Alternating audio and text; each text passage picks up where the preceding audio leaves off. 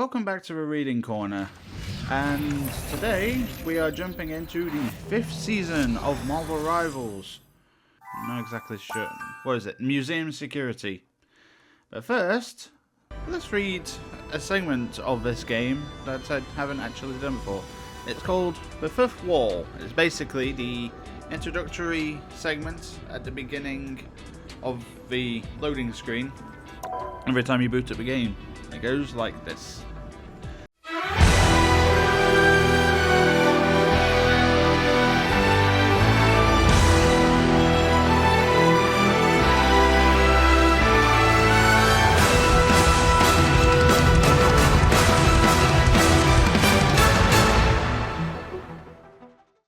If a story starts off exciting, takes you on a wild ride, and then ends with, "It was all just the main character's dream," well, let's be honest, most readers will find that hard to swallow. All those heart-pounding adventures suddenly feel meaningless. The emotions, the tears, they're wasted. Only the most desperate stories pull that kind of ending. But Wade Wilson is the exception. Not only does he know he's a fictional comic book character, but he also never misses a chance to remind us. Want a gunfight? You had one. Craving more action? He's got you covered. Need pop culture references? He's got about 6 or 7 million.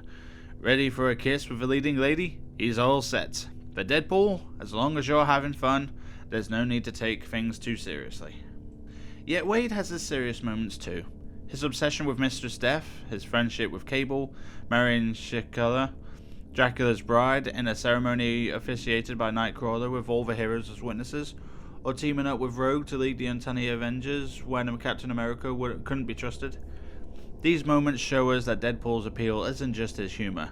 He has people he loves, friends he'd risk his life for, a responsibility to care for Jeff and the Monster Kingdom, and a willingness to sacrifice himself for Ellie Kamako at any moment.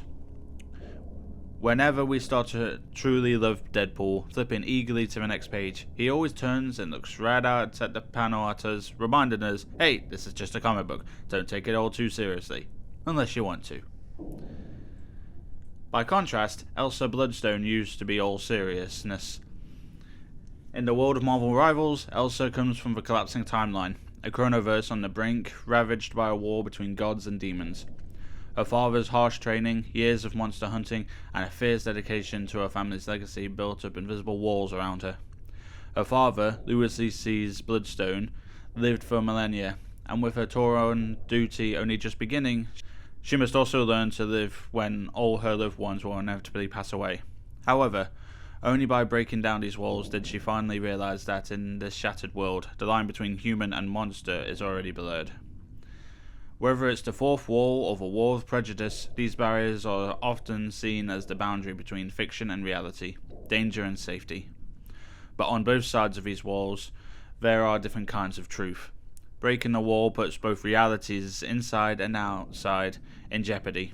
Stories become unbelievable, and reality becomes harder to escape. By the time you, our beloved players, read this, we'll have already traversed a quarter of this century. As the world slides into midwinter, the spring of the 21st century itself has quietly slipped away. In such a complicated world today, we may all need to break down our own walls, because even though we live in reality, we're each wrapped up in all sorts of narratives, often playing roles that aren't really us. If we could be more like Wade, break the fourth wall, and step outside the story for a moment, maybe we'd see ourselves more clearly. And maybe we'd realise that the monsters shaped by prejudice are, at heart, just people like us.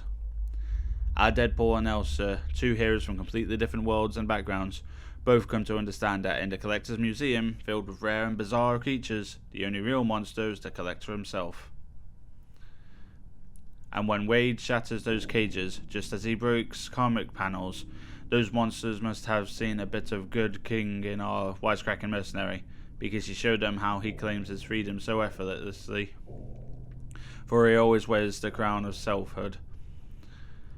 We each can be a bit more ourselves these days, breaking down the walls that keep us apart, with a smile on our faces, ready for whatever challenge comes next. Signed the developers, I suppose.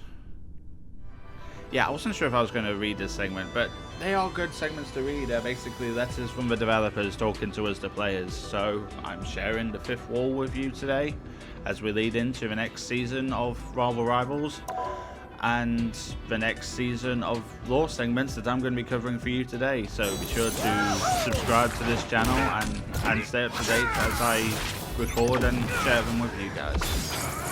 Have fun, guys.